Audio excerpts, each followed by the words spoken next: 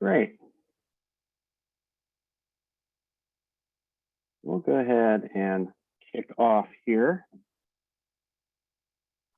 Welcome to the 2022 Elizabeth Community Association 2022 Annual Meeting. It's 6 o'clock on September 29th, and I hope everybody's safe and sound. There's an unexpected visitor coming up towards us right now, which is a hurricane. I know a lot of folks are not here due to the Myers Park football game. So hopefully y'all can pick it up on the recording, which we will post via the YouTube channel as soon as we can after this meeting. My name is Wes Bryant, and this was my first year as the ECA president.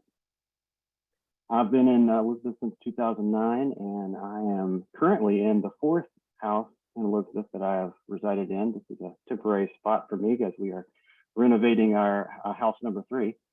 And we do have a packed agenda tonight, so I'll jump right into it. Firstly, though, I wanted to introduce Jason. Jason is our technology facilitator for this meeting, and we worked with him last year, and he was such a big help that we decided to bring him back again. So, Jason, you mind introducing yourself and kind of running through the logistics bits for this meeting? Sure, I'll do it. Hello, everybody. Like I said, my name is Jason Graffis. I'm just going to sort of be monitoring the back end of this meeting, helping to spotlight some of our speakers, running the screen share.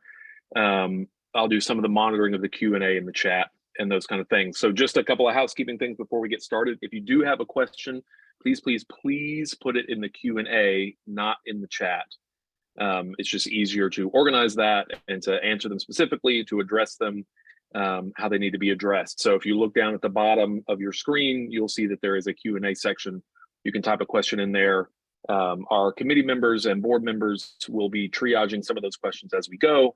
And then we'll also have time for Q&A at the end. If I see something in the chat, I'll try to get into the Q&A, but you know, it will work better if you get it in the Q&A to begin with. Obviously, if you are an attendee, you've noticed you won't have video or audio during the meeting. We'll be watching the board members give their presentations. So that Q&A is your best way to communicate. If you have any questions about the meeting, like the operation of the meeting, you can put them in the chat, and I'll be monitoring that, and I'll try to help you with any concerns you might have. All right. Cool. Thank you, Jason, and thanks for helping us out again this year. It's really great. You mind moving us to our next slide, then?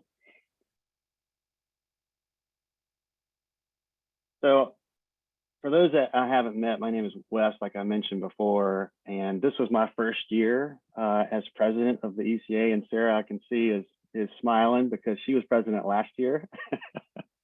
And, you know, that's kind of a good segue into, you know, I was lucky enough to join the board under Paul Shipley, who was a wonderful president, and then followed up by Sarah Crowder, who was another wonderful president that I was had the privilege of serving under, and they really sort of set the standard of how to do the job right. And I've been lucky enough to have Sarah's help this year as past president to continue to learn, and she's helped me grow into the role, and I think hopefully become a really excellent president for the board.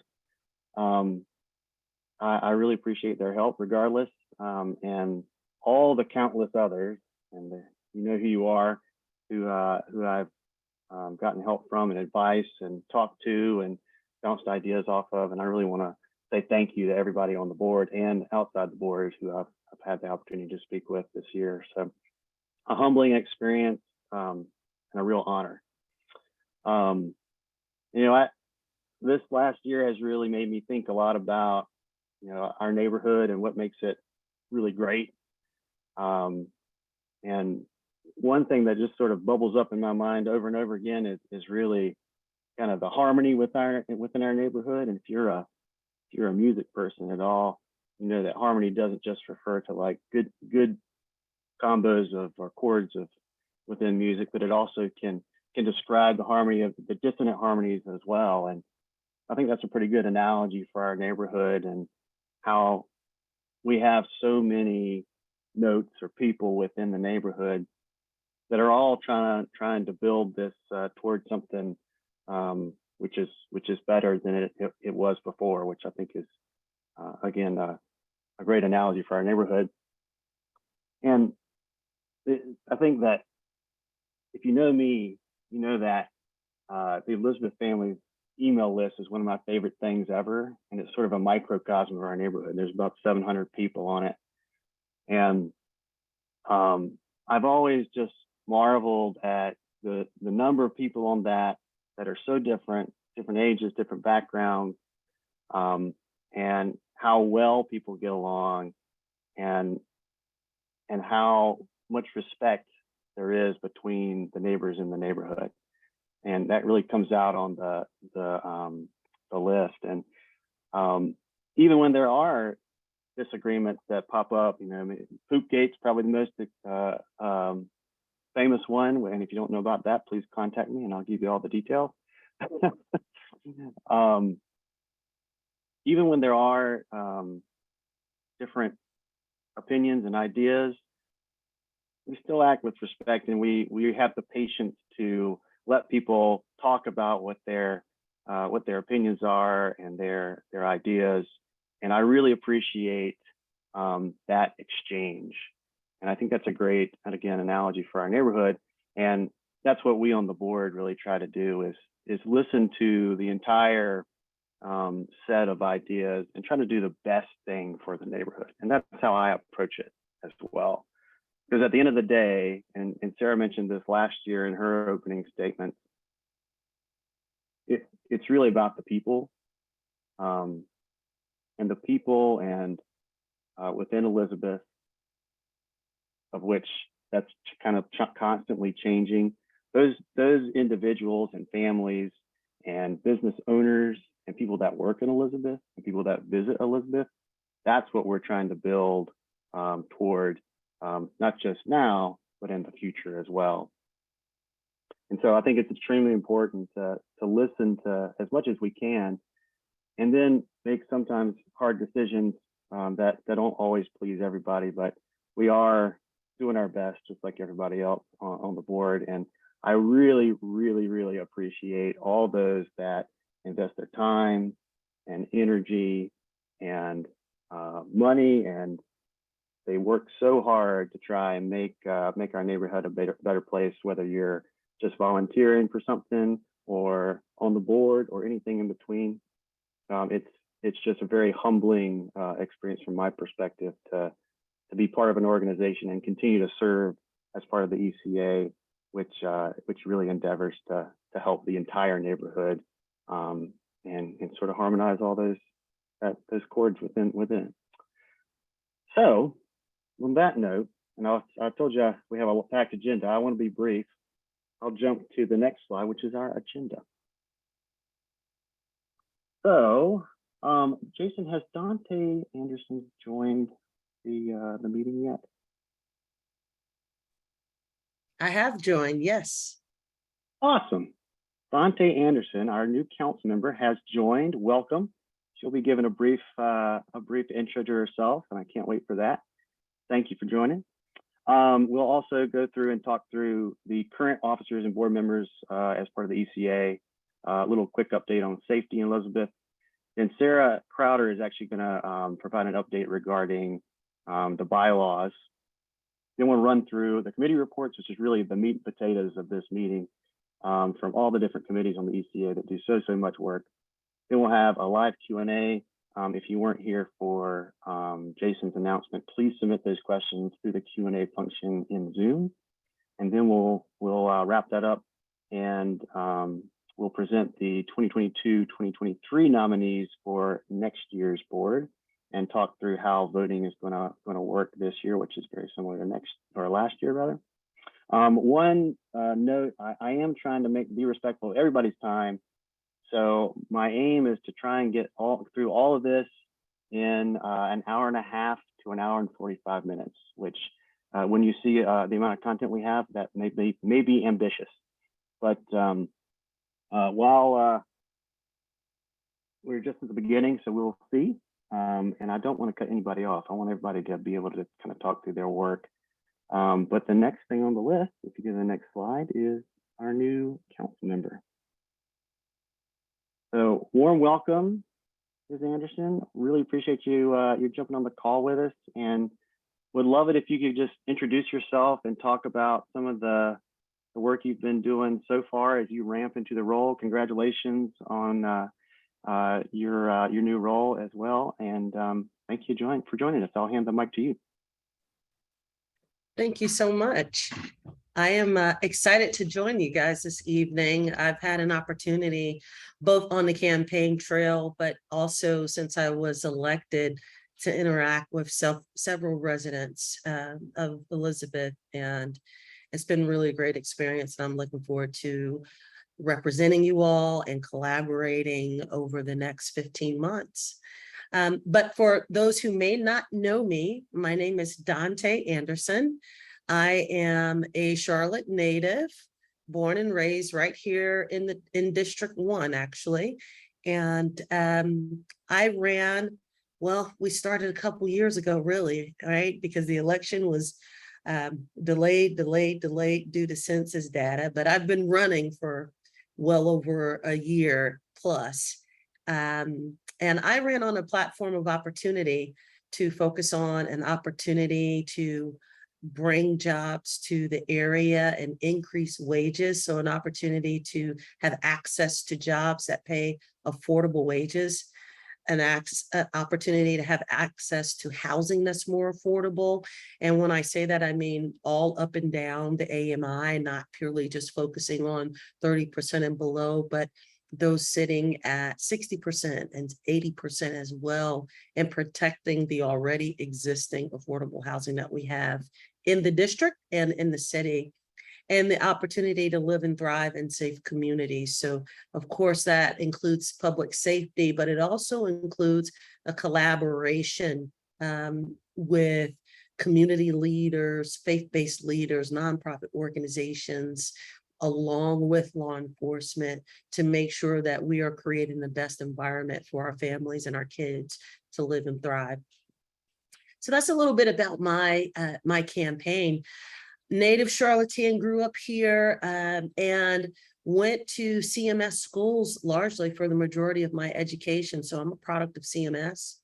I moved back to Charlotte about 11 years ago. I moved away to go to college and spent some time in the Northeast professionally, and moved back around 11 years ago and actually rented in the district for about 6 months, and then decided to go ahead and purchase a home in the district over 10 years ago. So it's been great to get to know Charlotte again as an adult, having grown up here.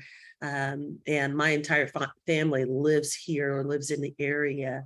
And so it's just been really great to get reconnected to the community. So I'm excited to represent you all on council. I think it's such important work. The municipal local work is so important. And I'm about maybe 3 weeks in, I think. We had my third city council meeting earlier this week. And the work is really good and it's challenging, but I really enjoy it, and I really enjoy interacting with all the constituents. So Wes, I'll open it up for questions with you or anyone in the audience, but I'd like to hear from you as well. Yeah, and if there's any questions for Ms. Anderson, please put them in the Q&A real quick. We'll spend just a few minutes here. I do have one question, if that's okay. What, as a neighborhood in the district, how can we, and this is a big question, how can we be a good neighborhood in our district and in the city at large? Yeah, actually, that is a really, really great question, because there's pockets of Charlotte, I realized as I was running for election, that collaborate across neighborhoods and across communities really, really well. And we have some pockets in District 1 that do that, but I think there's an opportunity for us to increase that level of collaboration, because inevitably, there are neighborhoods and communities within District 1 that have a lot of similarities. And there's power in numbers. And I love to focus on some of the things that can be big wins for multiple communities in the district. And so if we can identify, hey, here are the top 3 priorities or the top 3 challenges that not only our community is having, but our neighboring communities or similar communities in D1 are having, that just arms me with information to say, hey, this is going to impact a significant number of District 1 constituents. We have to get behind that. So that would be the one thing that I would raise up. Very cool. Let's see. Are there any questions in the Q&A? I don't think so. Any other questions from the board? No, thank you. Welcome, Dante. Yeah, let you off the hook easy.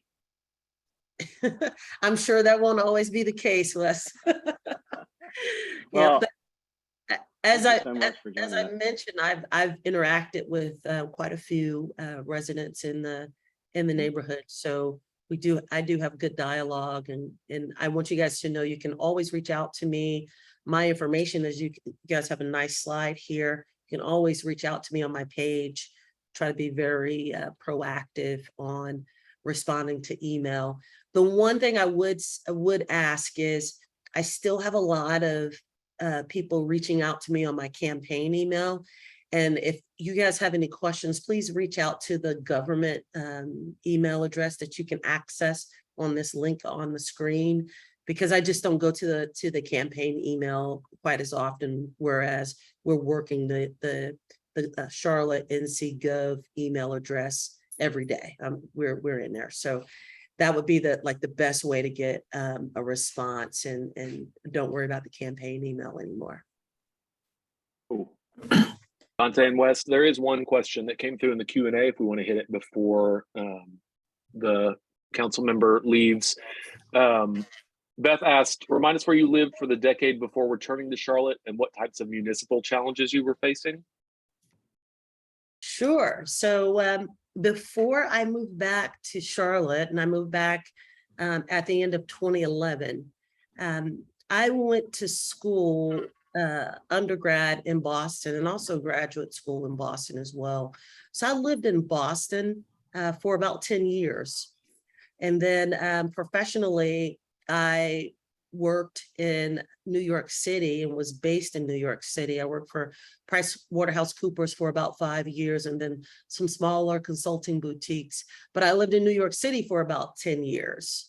So I have about 10 years in each of those cities. And then I spent some time down in Northwest Arkansas as well. So I've kind of been majority in the Northeast with a little stint over down in Arkansas, and have faced a variety of municipal challenges. One that I'm very passionate about is making sure that we are addressing intergenerational poverty and providing access to home ownership and secure housing. So one of the things I do personally, I serve on the board of an organization here called Renaissance West Community Initiative.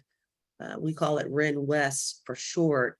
And it sits on the property of where Boulevard Homes, an old Enlivian property, used to sit, that was dilapidated and a source of crime, a hotbed for crime for years.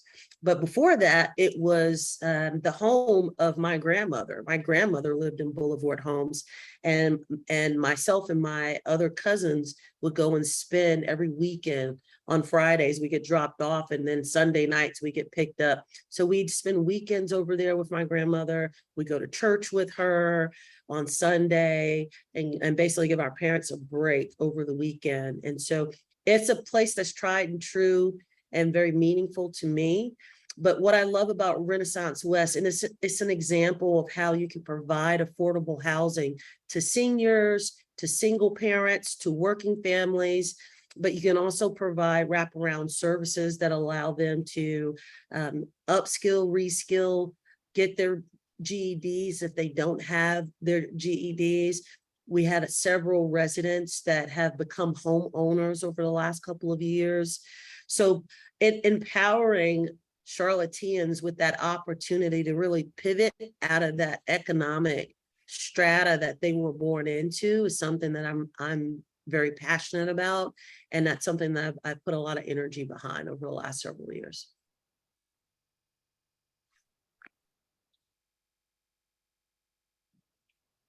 Very good.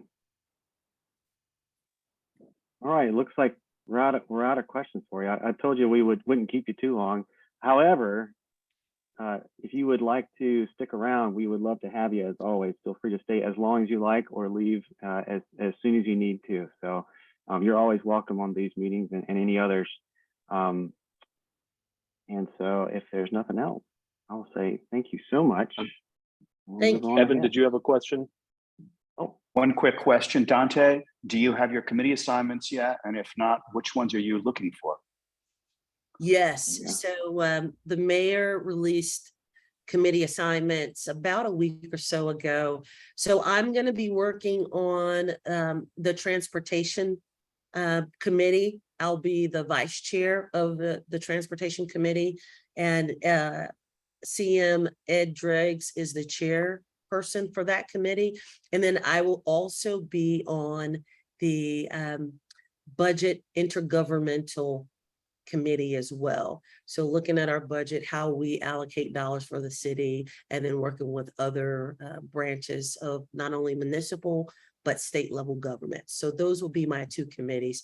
And with the TAP vice chair appointment, that comes with a lot of other responsibilities for regional boards and regional committees. So that's a very meaty appointment. But I'm excited about that because mobility is something that is very critical to how we grow as a city. And we're going to make some decisions here over the next couple of years that we're going to have to live with for decades, right? Just like we've lived with our existing CTC for decades. So I'm excited to have an impact on both of those committees. Thank you, Dante, and welcome. Thank you. Well, I'll be back. I'll be back at other meetings. And like I said, please feel free to reach out via email, and I'll get back in touch with you guys. But I'll stay close to you guys throughout the next 15 months. Okay? Have a great meeting. thank you, Dante. Have a great evening, and thank you. All right. That's pretty great. And can we move to the next slide, Jason? So I thought we'd go through all the officers and board members that are on the board this year, so you know who's talking and kind of what their role is. So I'll run through that real quick, and then we'll jump to the next section. So you already know me, Wes Bryant. I'm president this year, first year. Vice president is Evan Kettler. If you don't know Evan, he's been on the board for a number of years. And not only was he vice president, but he also serves as the chair of the Land Use and Development Committee, which is, as I think everyone knows, a very, very active committee with a lot of different responsibilities. So you'll hear more from him coming up. And also have some color coding on here. So the blue names here are those members that are rolling off of the board this year. So our first member that's rolling off the board is Lisa Yagla. Lisa has served as our social chair, where at the beginning of the pandemic, so she kind of she came in at an interesting time where most of her social events just really didn't work. And if you're paying attention to our social calendar, there was a ton of innovation that happened. So Mary Meander, for example, was a new event that was kind of a Lisa production, her and her team. And so we owe her a great debt of gratitude just for the social bit. But after she finished up with social and passed that responsibility on to someone else we'll talk about here in a second, she also has been secretary this past year. And she's an architect professionally, and she's lent her expertise there as well. And I just can't thank Lisa enough for her service, and I hope that she'll stay involved because she is just an awesome contributor to the ECA and to our neighborhood. So thank you, Lisa. As treasurer, we have Danielle. Danielle has been treasurer for how many years, Danielle? 2 years, three years, yes. Going into So my Danielle, third year. yeah, there you go. So Danielle keeps our books very clean, which is great. She does that professionally as well. So we benefit from that. And then also this year, she started a new environmental committee, and we had a really cool event earlier this year, and she'll be talking about that some. Thank you for being treasurer again this year, Danielle. Sure, my pleasure. And then Sarah Crowder, I think most people know Sarah Crowder. Sarah Crowder was president for the 2 years, I believe, prior to this year. So she also sort of became president and immediately went into the pandemic, and it was just an interesting time, just like it was for all of us. But Sarah, with the rest of the board, took the lemons and made lemonade, I think. That's my personal opinion. And she is staying on board, but she'll have a different role next year, which we'll go into a little bit later. And then for social, Marie McDaniel, who actually lives right next door to Lisa, she took over the social chair. She is rolling off the board this year. She did a great job, which is it's a huge responsibility. Don't tell the new social chair how huge a responsibility is, even though she might be listening right now. It's a big responsibility because so many people love the social events that we have in the neighborhood. Marie, her professional life has just gotten so busy that she needs to roll off. So we really appreciate her service for this year. And hopefully when things get calmed down on the work side, she can come back and be more involved. Again, membership, Lauren Gomez. If you're a new neighbor, you might have gotten a new neighbor packet. That's a Lauren original.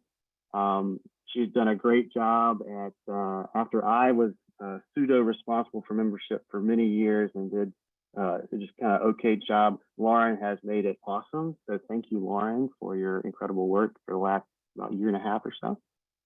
And then on the newsletter squad, that is still led by John McBride. And if you don't know, I'm a big fan of the newsletter. I think it's a super unique publication, not just in Charlotte, but the entire region.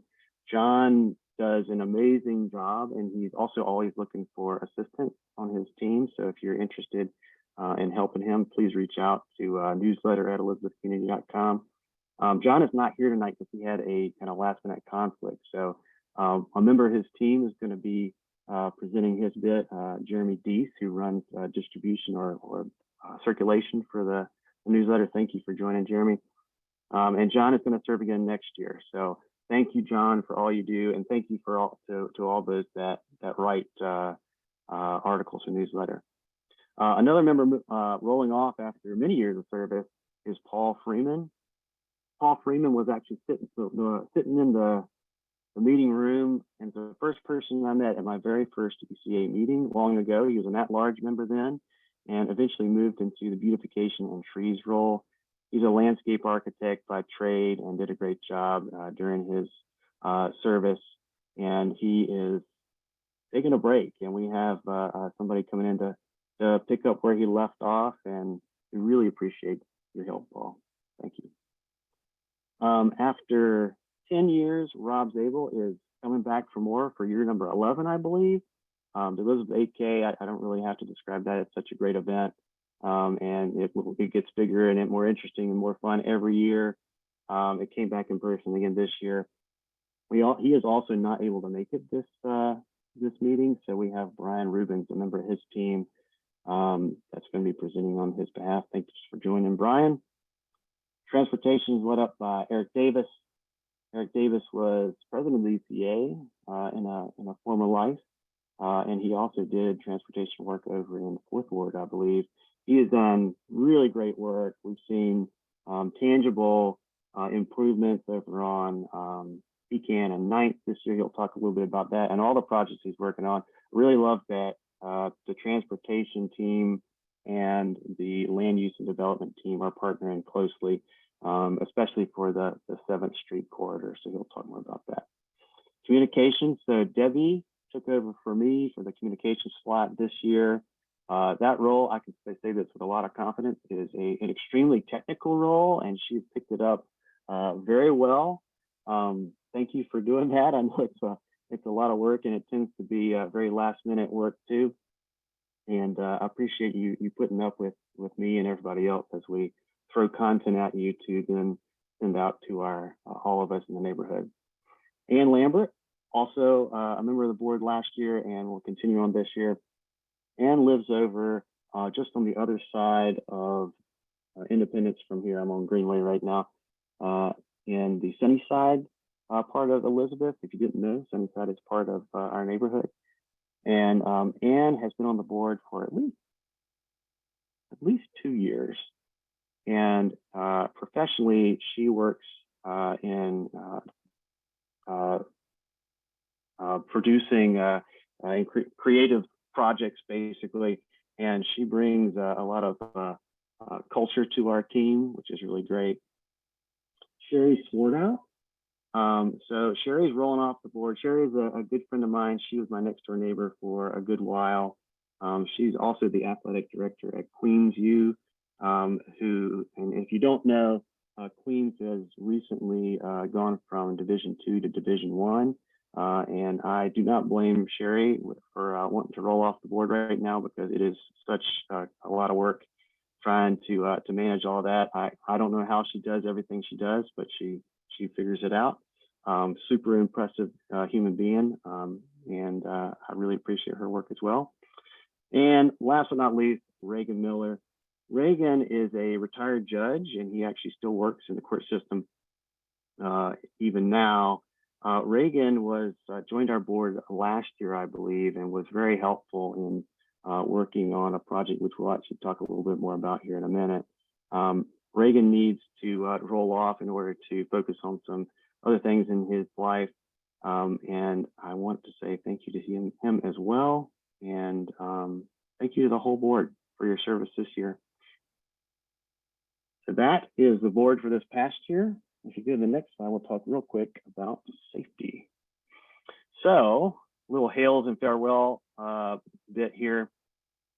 The hail is for our new community resource officer, which also bittersweet means that our former community resource officer, Officer Lila Beimel, has taken a different role and is no longer our community resource officer. I can't say enough good things about Officer Beimel. She's just great to work with. She came to all our meetings, provided incredible reports.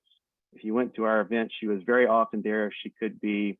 And she was such a great listener and patient with all neighbors and the board as we gave her things to work on, and she'd go off and fix them. And you really can't ask for more than that. Just a really great part of the neighborhood team, and we're going to miss her. But we do have a new community resource officer, Officer Jim Gilliland. Jim is actually on vacation this week, otherwise he would be doing this report.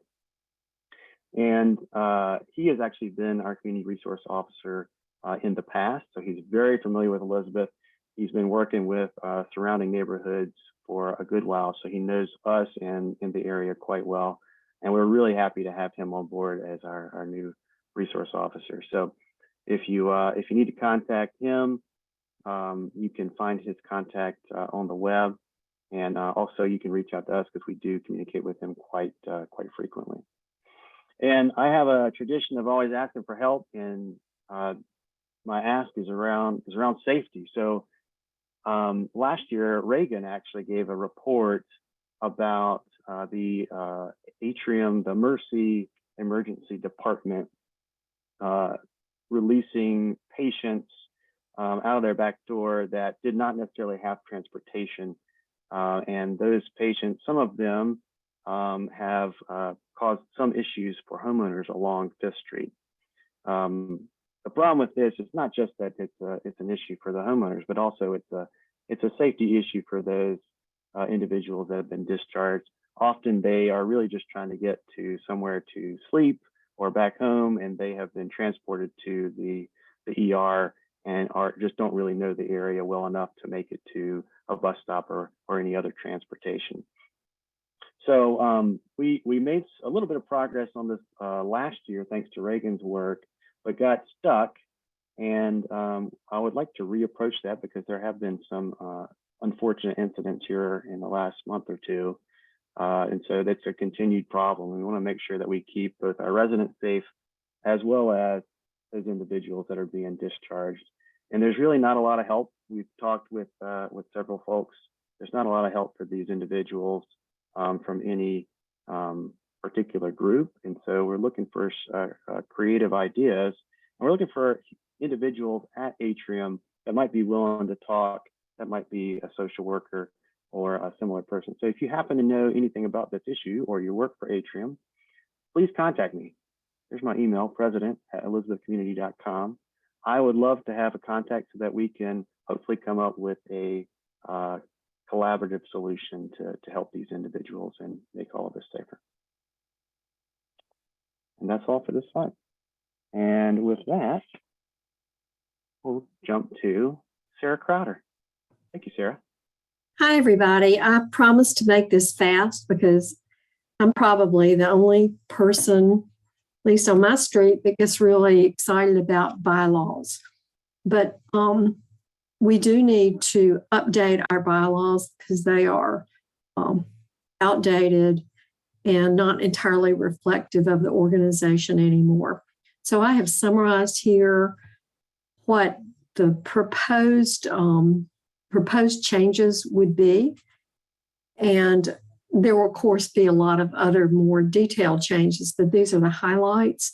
We have engaged legal counsel to advise us on this. Some of you all know that I'm a retired attorney, but I did not practice in this area and I can't advise the board anyway. So we need a lawyer who specializes in this area, and we have found one. And our proposed timeline is to take a draft to the board this fall and then have the board review that, sign off, and then it would be circulated to the entire membership later this year. West will establish some times to have sessions on the proposed changes to work through them in huge detail. I know those are going to be hot items on your social calendar. And then we will schedule a special meeting of the membership next year to ratify the new bylaws. And bylaws do have to be noticed to the membership and then voted upon by the membership. They would be in effect upon approval and then would govern the nomination and election process for next year. So these are the highlights. I'm sure there'll just be gobs of questions about this, but if you are interested, please get in touch with me or look for announcements on when we will be having the sessions to really plow through these in detail and answer your questions. That's all I've got, West. And I think I am tossing this to committee reports, right? That's right. So next up is committee reports. And first on the committee report is, as usual, in our meetings, Danielle. Hello. So do we have the first slide up? Okay. So this first slide is our fiscal year profit and loss report. So good news, we have income, as you can see there at the bottom, of about 10K. So very happy with that. Our three main income streams come from the race, the newsletter, and membership. So really a huge thank you to Rob and his committee for driving that, John McBride and the newsletter crew, and then Lauren kind of single-handedly membership. That's a great number for membership. So those are our three income streams. And on the expense side, I'll just point out the one-time donation for $3,250.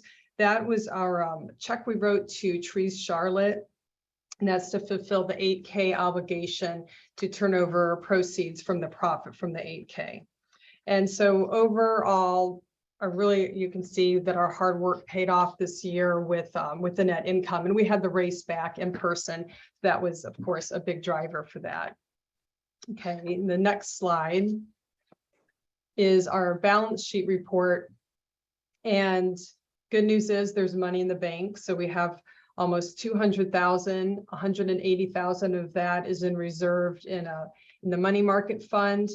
And the liability, the only liability we have on the balance sheet is, money that's earmarked for trees, to plant more trees. That's the $1,465.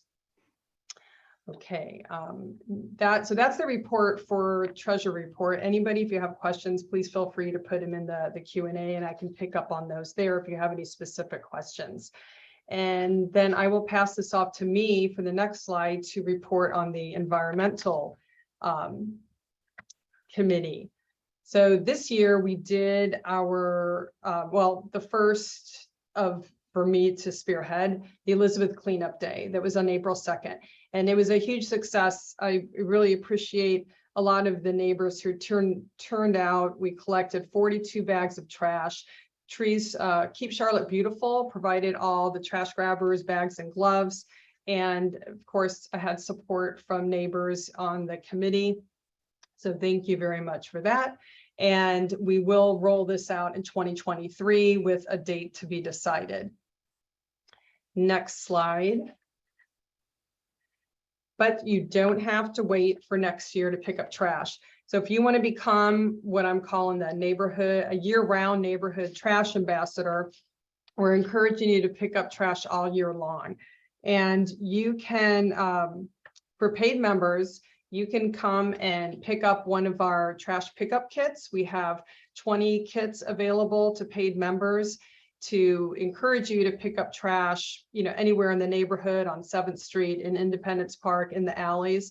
And the two names here on the slide, my name and phone number, and Elaine Scott, and you can text either of us and arrange to come and pick up your trash pickup kit. So Elaine's on kind of one side of Elizabeth and I'm on the other. So we each have 10 kits. So please text one of us if you would like to pick up trash on your own anytime that you want to all year long. Okay, and one more slide. I'm going to report on behalf of Paul Freeman. So Paul was our Trees and Beautification Committee chair last year, and he submitted this, and basically in summary, he coordinated with the city of Charlotte, and they planted 5 trees on 5th Street. Sorry, that's my dog. And that was a lot of those trees that were taken down because of that tornado a couple of years ago. So thanks, Paul, for spearheading that effort. And I will pass it off to Wes, who's going to give the park update.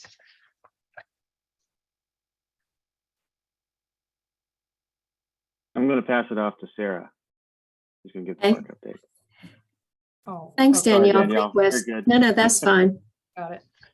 So when I was president, I had appointed an ad hoc committee to work with Park and Rec to try to influence the design of the park before the renovation began. And we had some success. You all have been witnesses to the park project, and we were promised last, I think, May, when I wrote the newsletter article, that it would be finished on September 11th. Obviously, that has not happened. So we have been back in touch with our contact at the Park and Rec Capital Improvements project manager there. And he said they have had all kinds of delays. A lot of them are weather related because the park is low. And with all the rain that happened earlier this summer, they couldn't get in and work. They've had problems getting crews, but he promised me the other day that it would be finished by the end of this year, all the hardscape, all the plantings, all the sod, everything. So we are hoping, he said, weather permitting. Of course, there's always that. So we are hoping the park will be ready by the end of this calendar year. They are going to have an opening event next spring, and we have asked to be involved in the planning of that. So look for an email asking for your interest in helping on a committee to plan a grand event for the reopening of our park. And I'm sorry to be the bringer of not so great news, but we'll be excited when we can have it back. And I think now I kick it off to Eric for transportation.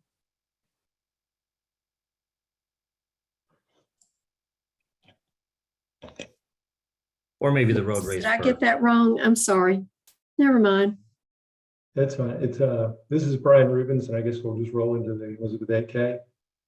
I'm, as West mentioned, I'm filling in for Rob Zabel, who's the race director. The 36th annual Elizabeth AK took place this April, following a 2-year hiatus from due to COVID. The energy, excitement, and participation was more than we could have hoped for.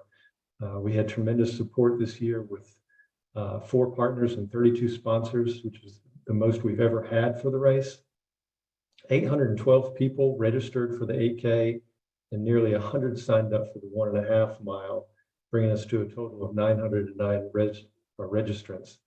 We weren't really sure what to expect with participation, given that we had heard that many marquee races were experiencing drop-offs of around 25% from 2019 numbers, and the smaller local races were doing even worse than that.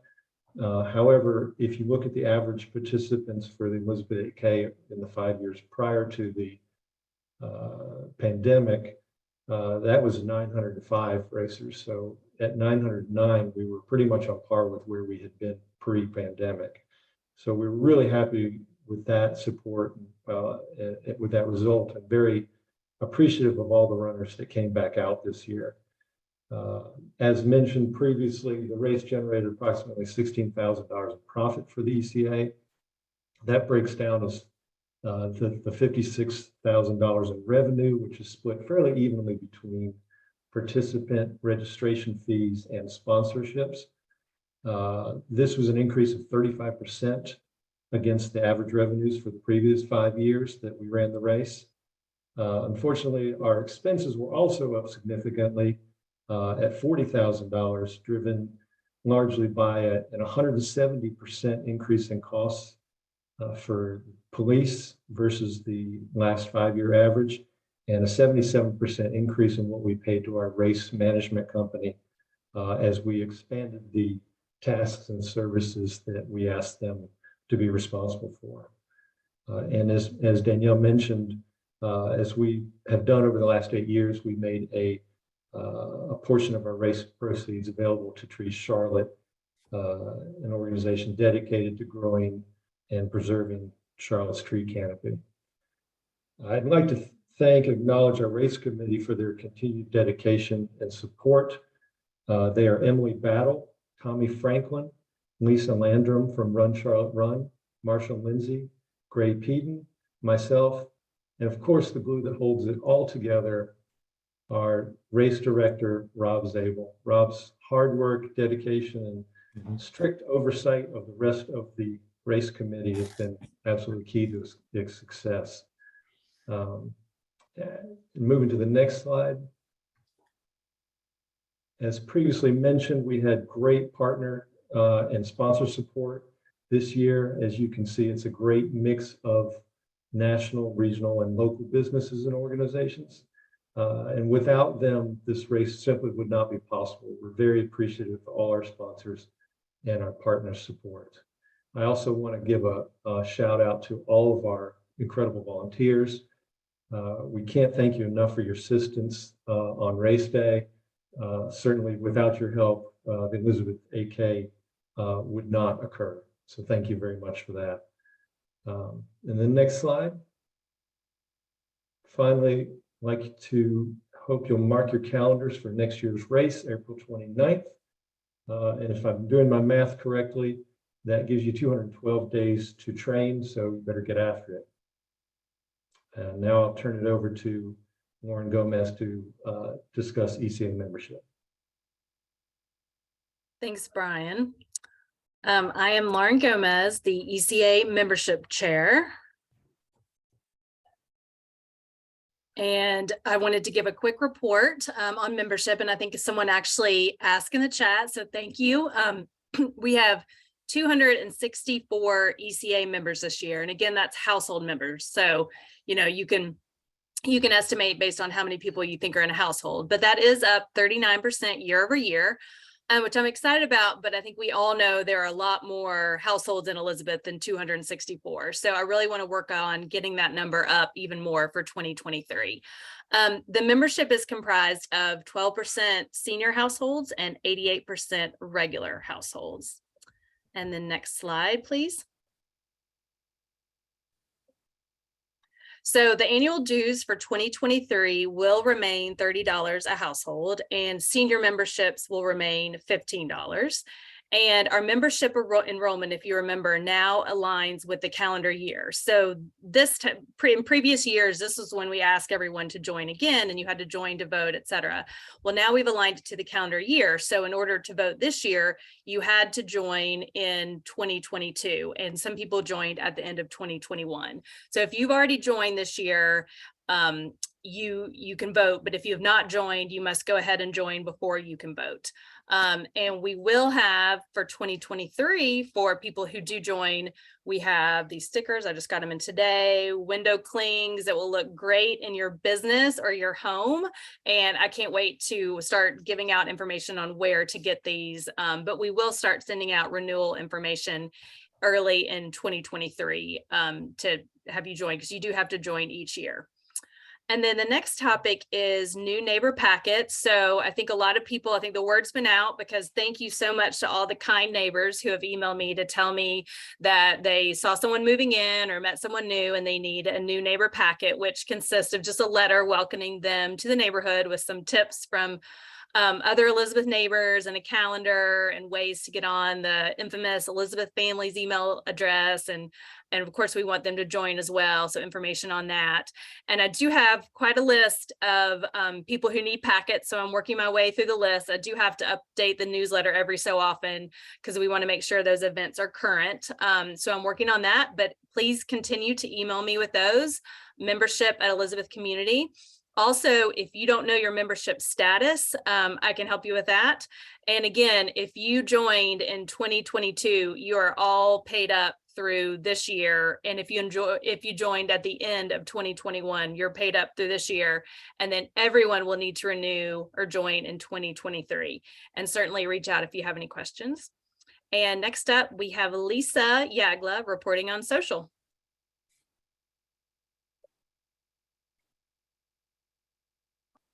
Good evening, everyone. I am standing in for Marie tonight.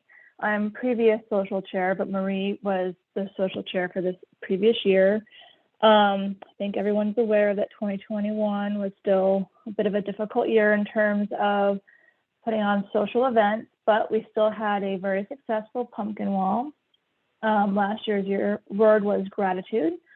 And we had 180 pumpkins, and we had a great success with that turnout, and we're looking forward to another great year. I want to say thank you to John Short and his committee for all they do to get this wall constructed. And I have some more details in a few minutes about this year. Next slide. We also had our second annual Merry Meander last year. It was another great success. I appreciate all the neighbors who volunteered to be stops on our meander. We had some really fun things like peppermint cotton candy and movies and hot chocolate. And it was a really great time had by all. The weather cooperated. So really want to say thank you to all the neighbors and stay tuned for this year. And also want to say a huge thank you to Hawthorne. You can see the pile of pizza boxes that they went through. They delivered them periodically hot from the oven and kept everyone fed for a couple hours. So again, we appreciate all that Hawthorne does for us. Next slide. This year, we were able to bring back the Easter egg hunt, first time in 2 years since due to COVID. We hid 1,000 eggs-ish. It was a great morning, a little brisk, but we want to say thank you to the Easter egg hunt committee. Hawthorne's again had a huge role in that. They helped us plan and implement, and of course, the infamous golden egg.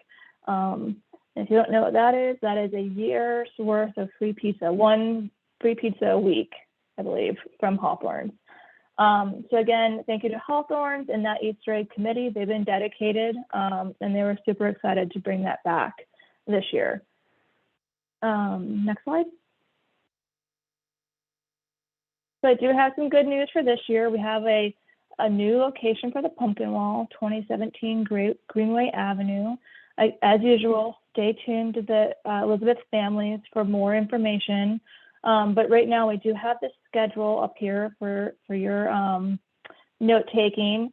Note that there's a lot of need volunteers, so feel free to, when you see the emails come through Elizabeth families, volunteer. It takes a community to put on these events. Big thing about this year is I want everyone to know that we do donate the pumpkins every year.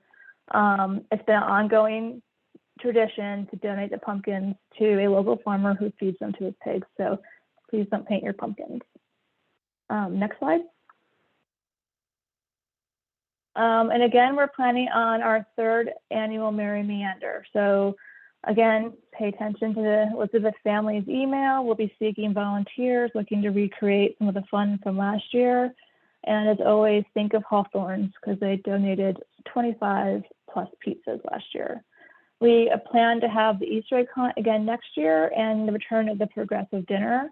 I'm rolling off the board and Marie's rolling off the board. So we have a new social chair lined up and we're super excited to have her join. And she is looking forward, or hopefully still looking forward, to all the events I just signed her up for. So I hope everyone has a great year. And I would like to hand it off to Eric Davis for transportation. Thank you.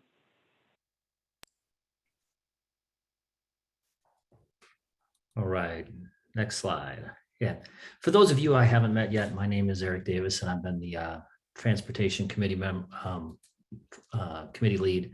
I guess this is my second stint at Elizabeth, but what I want to do is we could start is, first of all, really recognize the Transportation Committee and the hard work that they've done over the last year. Tommy Franklin, Alice Walker, and Jared Rohr, we've tried to bring in, more arms and legs, but also more perspective. Transportation is a very local thing, and having different eyes on different parts of the community really helps. Also want to talk real quick about sort of how we operate as a committee. So first of all, we love getting input from the neighborhood because again, we try and solicit where there's opportunities or challenges, but we also monitor the Elizabeth families, transportation at elizabethcommunity.com gets to us, and I have my email.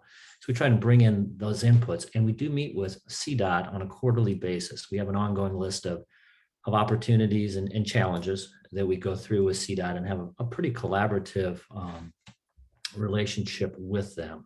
But we do, kind of focus on, some major areas, as you can see there, based on what's happening in the neighborhood as we continue to grow and evolve. And some of the things that we deal with, are fairly tactical, making sure that signage is correct and visible, to more strategic types of multi-year activities. So with that, I want to touch on some of these focus areas that we have. If you can go to the next slide. So first, I'd say a really big win is, I don't know that anybody loves stop signs, but Pecan Avenue was really becoming a safety challenge. I see Danielle doing a little dance there. And Tommy Franklin and a group of neighbors, we made a working committee, work collaboratively with Charlotte Department of Transportation, and 2 weeks ago, I think it was, the signage got put in at Pecan and 9th Street to really start to help slow traffic on that very well-traveled thoroughfare. So that's a big win. We're continuing. We want to also put a pedestrian crossing at that intersection. There's, because of different logistical things such as ADA compliance and just the way that intersection is set up. We're targeting that for sometime early next year once all the different bureaucratic steps are through. But really, the four-way stop is really a big step in mitigating traffic there. So I want to thank everybody that worked very hard on that, and hopefully that's something that helps our quality of life and it keeps people safer in that area. You can go to the next slide. So another area that's probably comes up every year for transportation is 7th Street. It's absolutely a vital street within our neighborhood. And just to kind of talk about how it's a generational type of change there.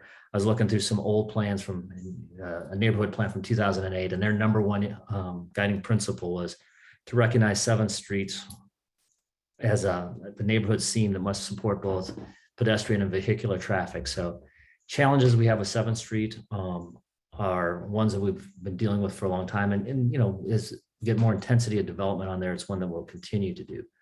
So this is something we had a specific meeting with CDOT earlier this year to talk through what we see as the objectives we have for 7th Street, and concluded with them, as you might guess, that there's some incremental changes that we can make with 7th Street, but there's also some strategic changes that we want to make to help achieve these types of goals. And one of those inhibitors, we believe, is the reversible lane on 7th Street. And so coming out of that meeting, CDOT commissioned a traffic study. Basically, what would the traffic flow be like if the reversible lane was removed? That study has been done. They're reviewing it internally, and we're going to meet with CDOT and talk about the results of that later this year. So we'll keep you informed as we learn more, but really looking for an opportunity here to make material changes in how 7th Street operates within our neighborhood. I guess I'll pause there. Okay, yeah. In other activities, so some of the other things that are a little finer grained, but I think are important to bring out is, first of all, one of our goals is to continue to improve the pedestrian access through our neighborhood. And you've seen that with some of the pedestrian crossways on 7th Street. But we also got approval for a pedestrian crossing at Greenway and Caswell. So basically entering into the park. We're trying to get that completed prior to the park grand opening as that gets redone. But that's also, provides safer access to an amenity like the park, but it also helps in calming traffic at that point in Caswell. Some other activities that we're working on is as there gets more intensity of use on 7th Street, we're looking at how to address parking challenges. And again, that's something we'll continue to monitor as we grow. Right now, there aren't outside of the center city, there aren't options, but this city knows that certain neighborhoods are getting challenges with parking. And so they're currently working with a consultant to come up with options, and we'll re-engage with them in early 2023 just to see what their findings are. The next item is around bus stop benches, and I really can't take much credit for this. This was West taking some serious initiative and a lot of pictures to see what we can do to make our bus stops in our neighborhood more comfortable and more pleasant for our users. Still working through some of those logistics, but there's a group called Charlotte Urbanists that really help with making that happen. And then finally, traffic calming. So throughout our neighborhood, we want to make sure that there's a good balance between pedestrian and vehicular traffic. And one of those ways is the different traffic calming programs that the city has. And I think the last newsletter had a lot more details about how that works within the city, how to ask for, or where there might be appropriate places for that. And then as those come up, we'll continue to work with CDOT on prioritization, et cetera. So I'm going to pause there. I don't see any questions in the Q&A. And if that's the case, I will pass it on, I think, Debbie Rubenstein to talk to us about communications. Thank you, Eric. I appreciate it. I just want to say a few things. One, I want to say thank you to West, who did this job before me, who did a great job setting up a lot of the structure, which was really terrific. And I want to say thank you to all the neighbors, because I think that our Elizabeth Families news list is just a real treasure, helps knit us all together. And, really on balance is a place where we help each other. And that's a terrific and very helpful thing. If you don't know, you can see the major ways we communicate: newsletter, our Elizabeth Families Google group, our official emails, which you're on when you join, our website, our Instagram, our Facebook page. I would welcome help if anybody's particularly interested in any of those spaces. We're thinking about our website and how to create something a little stronger. I would love some assistance with that if anyone is interested. And I want to say a big thank you to Lexi Keegan, who isn't here tonight, but if you see her and you meet her, she's new to the neighborhood and she's wonderful, and she's going to take over the Instagram. So we hopefully, yay! So hopefully we're going to have a lot more muscular Instagram with lots of pictures, and you all will be invited to share your experiences here in the neighborhood. And just a reminder, the Elizabeth Families list is not to solicit your business. That's the only real and you have to be respectful. Those are really the only two rules. So if you do transgress, we will reach out and just let you know. But if you have trouble abiding by them, we'll let you know a little more strongly. So thank you. And I want to toss this over to my favorite communication tool, the newsletter. Jeremy, can you go ahead and take that over? Sure. Thank you, Debbie. I'll do my best John McBride impression this evening, and I'll try to be very brief. The main things that John wanted me to emphasize here are that this year we had a somewhat, I guess, seismic shift in how we do things, in that Sir Speedy, you guys might have noted, has gone out of business. The gentleman who ran that business for years had retired. And so we had cast about various other printers that might have helped us out, but we ended up going with somebody who is also in the neighborhood, our friends at the UPS store, who have taken over for Sir Speedy now. In doing so, you'll see here that I think he says it, yeah, offset the doubling of printing costs. So what I understood from John is, in changing printers, we ended up with about double the production cost that we had with Sir Speedy. It sounds like he was serially undercharging us for years and years, which is a very nice gesture, and we appreciate it. We're not upset at the UPS folks for making a buck, and we certainly appreciate their continued support as an advertiser. We would encourage everybody to go and use them for their needs. They've been great from my perspective as the circulation czar, I think is what West termed to me, which is a good moniker. They've been awesome. They've done a very good job of keeping us organized and getting things done timely. And so we're really appreciative for them stepping in. Yeah, it is more expensive for us to produce it, but frankly, as you'll see here as well, John hadn't raised advertising rates in 10 years on anybody. And so, it was probably time for a little bit of a greening of the process in general. And it's a real testament to Sir Speedy, to John himself, and to all of our advertisers that they were willing and able to step up and push the rate a little bit so that we could keep this coming out every quarter. So that was the big news. He wanted me to report on that. The next slide here is our team. As noted, I am the distribution czar. I look much younger in that photo than I do now. I don't know if that's lighting or what, but anyway, all of the folks you see here, if they're a neighbor of yours, say thank you to them. If you're on, appreciate all your help. We have a good group, and we do pretty well with getting things out. Our goal is always to get the newsletters out more or less the same week that I receive them from UPS. If you aren't getting your newsletter, or if you don't have a newsletter coming to you on the first week of, I think it was on the last slide, like December, March, June, and September, let us know. You see the newsletter at elizabethcommunity.com is where you go with that information. If you're having problems locating your newsletter, or you're not receiving one, we certainly want to know that. The other thing we would like to know is if you're interested in helping out in delivering the newsletters, There are many of the names you see here are also on this call in other capacities. So it is I would say I try to keep it to under an hour once a quarter job. There are some people who have agreed to take on more than that. And I certainly do a little bit more than that, but not much. So it's not a whole lot of time out of your schedule. And it certainly is a good way to meet your neighbors if you haven't, or to learn a little bit more about the neighborhood. In doing this, I've been doing it now for, I guess, a little over a year.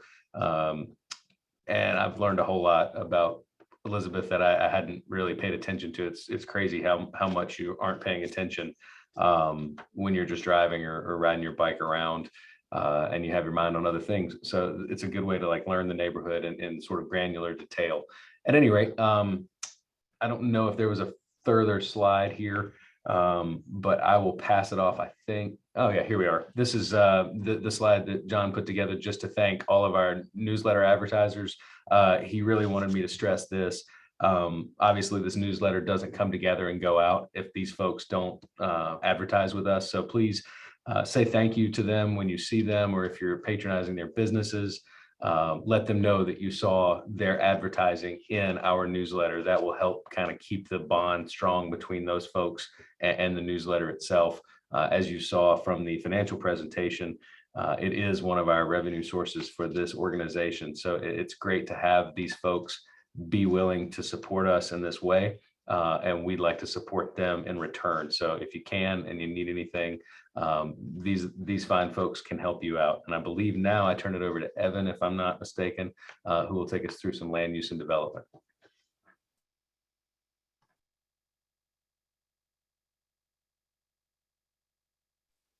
I guess I should really unmute if I'm going to be the one talking. Thank you, Jeremy. I appreciate it. And I'm happily serving as a newsletter delivery person. I think it's a good thing for any of us to do. I want to talk about land use and development. First, I want to highlight the members of our working group and our committee. I'm the chair of this group. I was recruited to be the chair of this group, and I'm happy to do so. Our members include Sarah Crowder, who we call Sarah C, and Sarah Richardson, who is Sarah R, like in third grade. Beth Haney, Vaughn Hansen with Benchmark Planning. Benchmark has been super supportive of us, and Jason Epley, the president of Benchmark, has made Vaughn as available as we could possibly ask, and without their professional expertise, I'm not so sure where we would be. Andy Lucas and Chris Warren are both local residents, and with Bo Wright, who developed the Langston, and Lisa Yagla, as we've seen before. Lisa is an architect and has been a great asset. Next slide, please. We also have an architectural review working group where once we get to the point where we're talking about specific materials and design cues, we get them involved in making sure that our conditional notes on any rezoning are accurate and as detailed as possible. And that has been invaluable. You can see the results of their work in the Elizabeth on 7th project with the detail work that took place there. We also are actively engaged with Eric Davis and his group. I think some of you may have seen the letter we sent to pretty much the entire world about the right-of-way as defined on 7th Street. We're using development pressure and rezonings as leverage to get 7th Street fixed once and for all. And we share the Transportation Committee's emphasis on that. Next slide, please. Nothing has happened across the street from Independence Park. That's because the development, which has been rezoned, is waiting for an anchor tenant. And like so much of commercial development in Charlotte, they're not breaking ground until they know who's going to be paying the bills.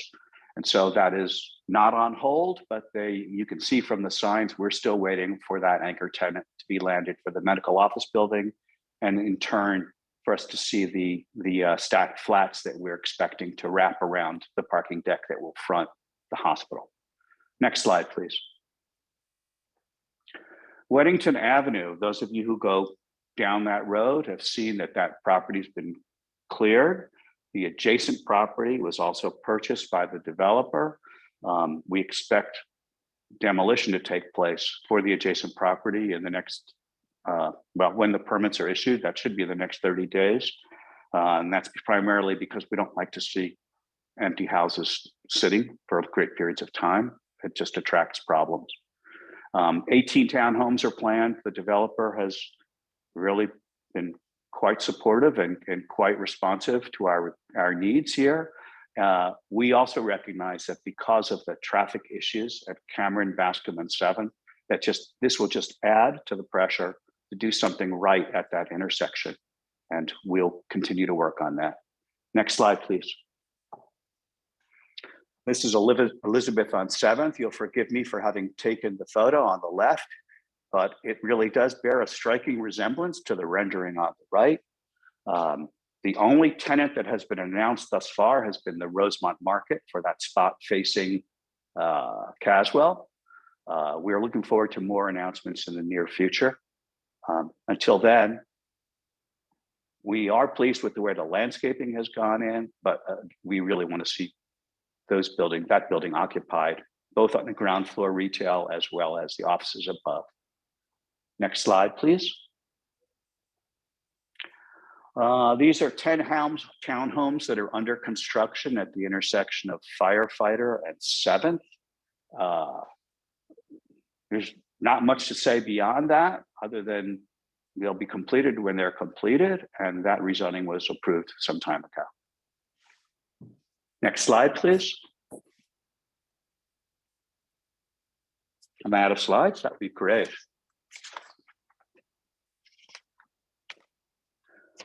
Royal Gardens, which doesn't exist anymore, but the building does, and the building next to it does as well. Those properties are part of the next redevelopment of East 7th Street. Where we concede that this is a highly contentious rezoning petition. The property abuts smaller scale, really beautiful homes. The proposal is for a short-term rental facility, a bootel, if you will, with on-site support at the very least. That project, I think we've accomplished quite a bit with respect to that project. That what started as a rezoning proposal for 73 feet in height now appears at 56 feet on the 7th Street side and 46 on the 8th Street side. And we're working hard to get that down to 40 on the 8th Street side. And we're looking for a little additional reduction on the 7th Street side. The developer recognizes that the design has not been met with great approval by either our committee or the neighborhood. And we are working with them and continue to work with them on a design proposal that will fit in better with our neighborhood. Next slide, please. That is a precursor to the big project that's going to take place next door, which is the 5 parcels on the 1800 block of East 7th Street that were recently sold to a large Chicago-based multifamily and mixed-use developer. That developer has already started a project in Dilworth as well, between South Boulevard and Dilworth. They have a local office, and thus far they've expressed no hesitation whatsoever about working with us. The profile of that developer is multifamily and mixed use, and that's what we would expect to see there. The rezoning petition has not yet been filed. Next week, you may see what looks like drilling equipment as they do their core samples on that property to determine what, if any, remediation might be needed for the soil underneath. Next slide, please. The UDO has occupied a great deal of time for a great many people. The UDO was adopted by City Council and will be in force in June of 2023. With the UDO, City Council hopes to effectively eliminate conditional rezonings such that the zoning that controls a property will be sufficient for a developer to develop on that property. At this point, we still have limited influence and we are using it to the greatest advantage. After that point, no one really knows, and many of the details remain to be worked out, such as overlays. Next slide, please. I'm bringing up 7th Street once again. We are, sometimes I go by Hawthorne's Pizza just to watch what's happening at 7th and Hawthorne at 5 o'clock in the evening. And it's madhouse. It's craziness.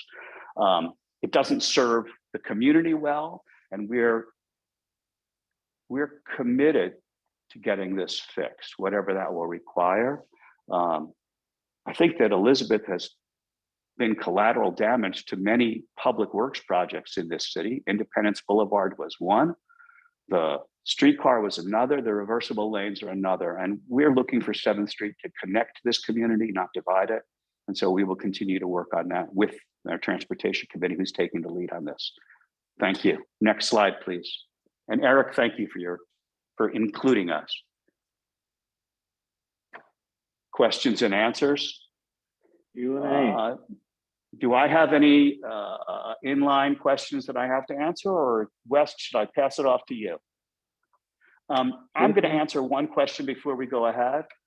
The center lane closed ahead sign, by the way, is a source of wonder and amusement to me too. I would like to see it done, but I also think it does scare some people into not going down that center lane from what I've seen. So I'm not really sure what the purpose is.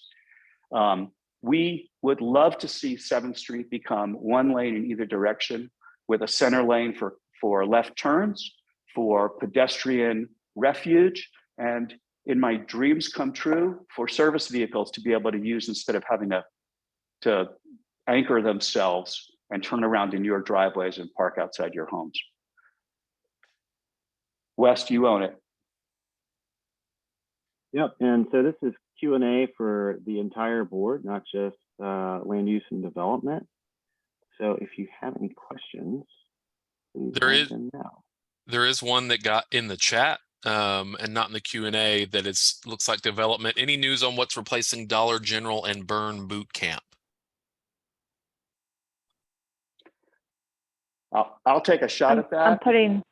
I was going to put a link in the chat to a news article that explains what it all is.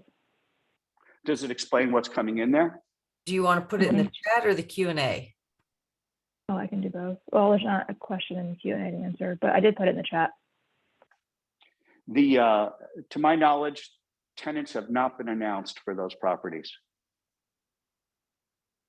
Agreed. The tenant's Sorry. not announced, but the breakup of the massing into smaller storefronts with outdoor dining. And there's a rendering in this what I just snapped and put in the chat.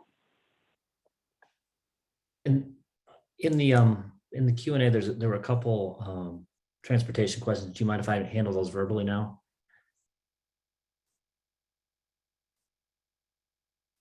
I would like please you to go do ahead. that. Yeah. Okay, so the first question was, any public crossing proposals on 7th Street near Laurel or Cameron? That's from Elaine Scott. So first of all, thanks for that question. That area, in addition to the inability for pedestrians to cross safely, it's just for the existing vehicular traffic right there at Bascom Cameron. It's a very dangerous area. So we've been working with CDOT to try and identify a way to get a signalized crossing there.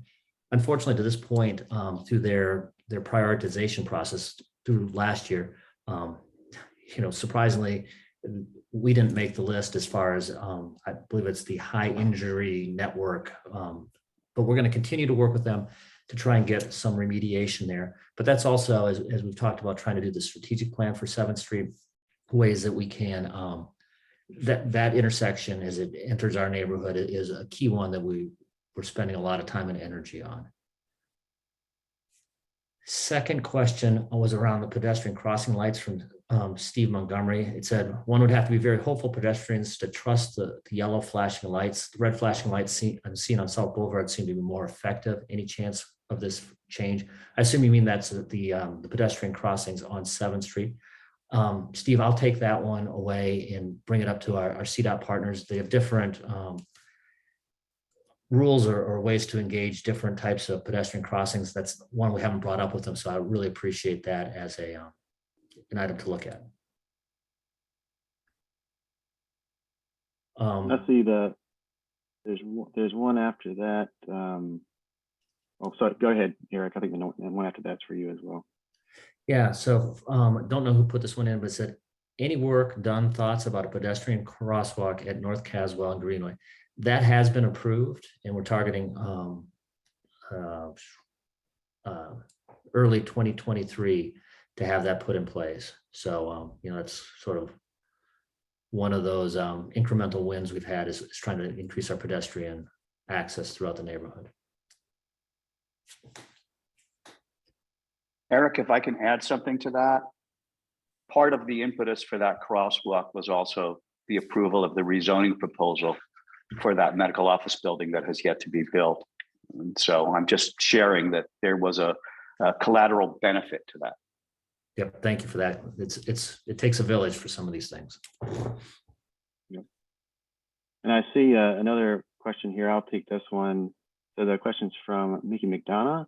It says, how many neighbors / ECA members attend ECA board meetings? Candidly, it is not a lot right now. So most of our board meetings are, and I'm talking about, of course, those that are not on the board. Most of our board meetings are being held via Google Meet these days, so via virtual platform. So the opportunity is absolutely there. We always have a very packed agenda. So I'd just like to make sure that I talk to those individuals beforehand. So if you want to bring something up, we can A, be prepared to address it, and B, make sure that you get the time. So please reach out to me if you'd like to attend a meeting. And Betsy Walsh.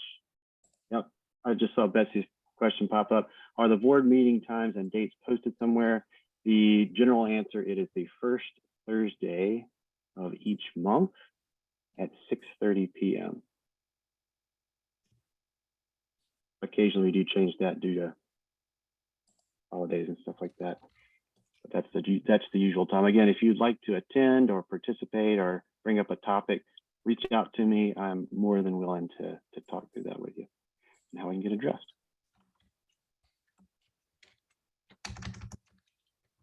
Any other questions?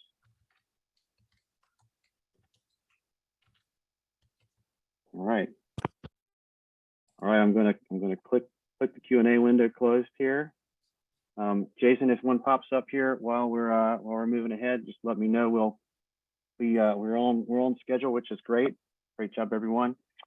The next thing up here is the presentation of the nominees and for the 2022 and 23 officers and board members. Move to the next slide real quick. So this is the board nomination committee approved slate. We did not receive any nominations for additional board members. So these are your candidates. So I will highlight the new or the changes here real quick. I think I've already talked through the names in black. Those are people that are sticking around in the same position. But I will talk real quick about those in blue. So Sarah Crowder, so she was past president this past year, and Sarah has on multiple occasions expressed interest in being secretary. So since Lisa is rolling off the board, Sarah Crowder is hoping to step into that role. Thank you, Sarah. Past president, Paul Shipley. Again, he was the president when I began on the board. He was also treasurer. He's been in Elizabeth, I think, like 24 years. Lives over on Kenmore, and he has 2 dogs. So if you ever want to talk to Paul, all you have to do is be outside in the morning, and you'll probably see him walking his dog. And if you don't know Paul, you should definitely introduce yourself. Paul is a great guy to talk to in general. Thank you for jumping on back into the board after being away for a couple of years, Paul. Social. So again, we talked about how awesome opportunity this committee was to lead, and I could not be more excited that Nikki has stepped in. So Nikki Moore lives over on Kenmore with her husband North. And fun fact about North, you'll notice he has a cardinal direction name, just like I do. When I first met them, ironically, at a social event, it was right after I think Kanye West had a child named Northwest or something like that. Anyway, North introduced himself very nicely, and I introduced myself, and he totally thought I was just making a joke and gave me a look. We've since cleared all that up, and he's a great person, and Nikki is as well. They have 3 girls and a very big dog named Lulu. And then Nikki has actually run her own event planning and catering business in the past, and so she has excellent professional experience, and she's already highly engaged, which is good because the fall is a very, very busy time for social events in our neighborhood. So thank you, Nikki, for joining the party here. Next blue name here is Elaine Scott, who, full disclosure, is my next door neighbor when I am actually living in my house when it's not being renovated. Elaine is a longtime Elizabeth resident, and she raised 2 kids here in Elizabeth. She's lived in at least 2 houses, and she and her husband Jerry have hosted many social events in the past. And if you've ever been to Elaine's front yard or backyard, you know how qualified she is for beautification and trees. Elaine is extremely intelligent. I love talking to her because I always learn something new. And she too is already engaged, as you saw earlier in the evening, on the Beautification and Trees Committee, running things there. Thank you for joining us, Elaine. And then we have 2 at-large committee members that are joining, and they are first-time members. The first is Isabel Kosbeck. Isabel is brand new to Elizabeth, and I really like that because it brings a new person to Elizabeth perspective. Paul Shipley introduced me to Isabel because she also has a large dog that she walks around the neighborhood. You probably have seen her and just didn't know it. Isabel works for Red Hat, running a sales team for them. She works remotely and has a background actually in marketing as well. So very excited for her contributions to the board in the coming year. And last but certainly not least, Teddy Cook. Teddy Cook lives over on Greenway Avenue, and Teddy has been in Elizabeth since 2016. He's got 2 daughters. He's informed me are very big fans of bugs in construction. You'll have to ask him the details there. And he works at Wells Fargo in the corporate lending world. So interestingly enough, I don't know that we had anyone that worked for a bank on the board last year, which is a very strange thing to say in Charlotte. I could be wrong there, but I don't think we did. And Teddy, so Teddy will be our Wells Fargo representative as well. He's already been engaged for some years now, as he lives next to John Short over on Greenway, doing stuff with the Pumpkin Wall and other events. So he's going to be a great addition as well. And that is the slate of officers and board members. Would you move to the next slide? Okay, so let's talk a little bit about, if you can move to the next slide, the election. So this election will run in a very, very similar manner as last year. Only really the dates have changed. We're even submitting paper ballots at the same location. So I'll read through this, and then if there's any questions, either now or later, please send them to me, and I'll clarify. Well, there'll also be an email that Debbie sends out that has instructions on how you can vote both electronically via email as well as via paper ballot, which actually is happening on Sarah's front porch again this year. So like I said, the election will be held via electronic paper ballot beginning after, it'll sort of start right after the close of this meeting. So we'll send out instructions shortly after this meeting ends. And specific details on how the vote will be shared. 1 vote will be counted per ECA member household. In order to vote, as Lauren mentioned earlier, the member must be a member, number 1, and number 2, using the same physical address and or email address that was used when they joined, so we can make sure that we track it and make sure you remember and all that stuff. We mentioned that you must be a member, and you must be a member by the close of voting on October 1 at 5 p.m., which is also the end of the election. And we'll go into a little bit of that here in a second as well. And if by accident or whatever, if multiple votes are received from a single household, that first vote received will be the one counted, whichever one we count first, basically. And then the nominee that receives the most votes will be the winner of the election for the seat for which they were nominated. Also, there is a, because as defined, I believe, in the bylaws, we need to make sure that we hold the vote in the meeting. So we will hold this meeting in recess, or we'll get a motion for that before we end the meeting. But before we end the meeting, and this, if we can go to the next slide, please. I did want to, number one, say that if you have any questions, or if you'd like to attend a board meeting, or if you'd like any information whatsoever, please let us know. You can email us at communications@elizabethcommunity.com. I am president at elizabethcommunity.com, newsletter, membership, etc. Further, we also our contacts are in the newsletter. So shameless plug yet again. You should go check out the newsletter because all of our contact information is right there. So that is the best way to get in touch with us. And let's see, the last bit, since we have a hurricane on the way, Sarah, who was here during Hugo, so she has real life experience with this, suggested that number one, take all the stuff that could blow around in the wind and put it somewhere safe. And also, I'm a big drains guy, so make sure that if you see a drain that's clogged up, you can, if there's a lot of rain, obviously, it's real nice if we have those drains clean, at least to start.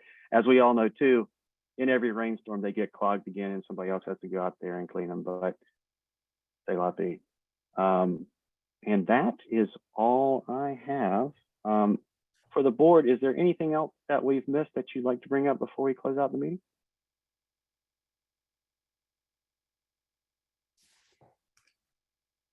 All right. Okay, West, if that's In the that end, case, yeah, I need a motion to remain in recess.